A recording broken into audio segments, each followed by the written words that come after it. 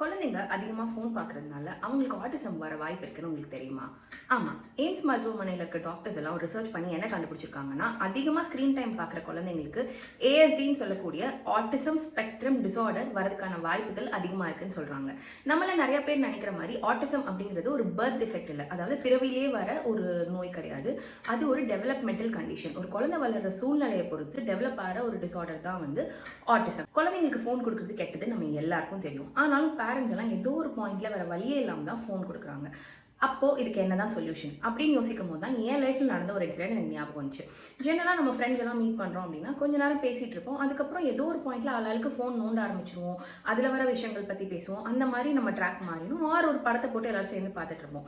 But நான் ஒரு நாள் என் ஃப்ரெண்டு வீட்டுக்கு போயிருக்கும் போது டின்னர் முடிச்சுட்டு அவங்க ஒரு போர்ட் கேம் எடுத்துகிட்டு வந்தாங்க, கட்டான்னு சொல்லிட்டு. நாங்கள் ஒரு 8-10 பேர் இருப்போம். லிட்டரலாக அடுத்த நாள் காலையில் 3:30 வரைக்கும் நாங்கள் அந்த கேம் கண்டினியூஸாக விளையாடிட்டே இருந்தோம். அந்த டைமில் யாருமே ஃபோனை செக் பண்ணணும் அப்படின்னு நினைக்கவே இல்லை. நாங்கள் ரொம்ப பேசி சிரிச்சுட்டு ஹாப்பியாக அந்த கேம் விளையாடிட்டு இருந்தோம். அப்போ தான் எனக்கு தோணுச்சு, ஃபோனில் இவ்வளோ அடிக்டடாக இருக்க நம்மளையே ஒரு போர்ட் கேம் வெளில கொண்டு வர முடியும்னா கிட்ஸை என்டர்டெயின் பண்ணுறது ஈஸி தானே. அப்படி நான் யோசிச்சுட்டு இருக்கும் போது தான் நான் ரெகுலராக பார்க்குற ப்ரோக்ராமான ஸ்டார்ட் அப் சிங்கம்ல ஒரு இன்ட்ரெஸ்டிங்கான ஸ்டார்ட் அப் பார்த்தேன். அதான் சிட்டம் games. Board games for kids ஒரு புது கான்செப்ட் கிடையாது. நம்மளே சின்ன வயசுல ஸ்னேக் அண்ட் லேடர், பிஸ்னஸ் அந்த கேம்லாம் விளையாடிருக்கோம். பட் இவங்க கிட்ட யூனிக்காக நான் பார்த்த விஷயம் என்னன்னா, போர்ட் கேம்ஸில் இந்தியன் வேல்யூஸையும் இன்டெகிரேட் பண்ணியிருக்காங்க. ஸோ வெறும்னா என்டர்டைனிங்காகவும் எஜுகேஷனலாகவும் மட்டும் இல்லாமல் வேல்யூ சிஸ்டம் பில்ட் பண்ணுற மாதிரியும் இவங்களோட கேம்ஸை டிசைன் பண்ணியிருக்காங்க. ஃபார் எக்ஸாம்பிள், திருக்குறள் பேஸ் பண்ணி திருக்குறள் என்ன சொல்ல வருது அப்படிங்கிறத புரிய வைக்கிற மாதிரி ஒரு கேம் எல்லாம் அவங்க லான்ச் பண்ணியிருக்காங்க.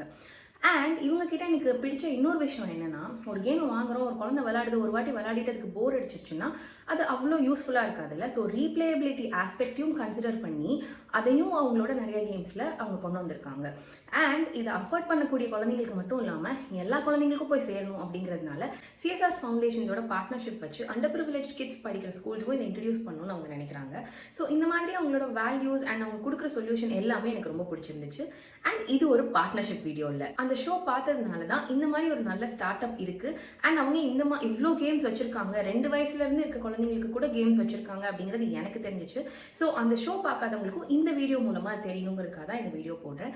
நீங்கள் உங்கள் கிட்ஸை ஸ்க்ரீன் டைம்லேருந்து வெளில கொண்டு வரணும்னு நினச்சிங்கன்னா டூ செக் அவுட் சிட்டம் கேம்ஸ்.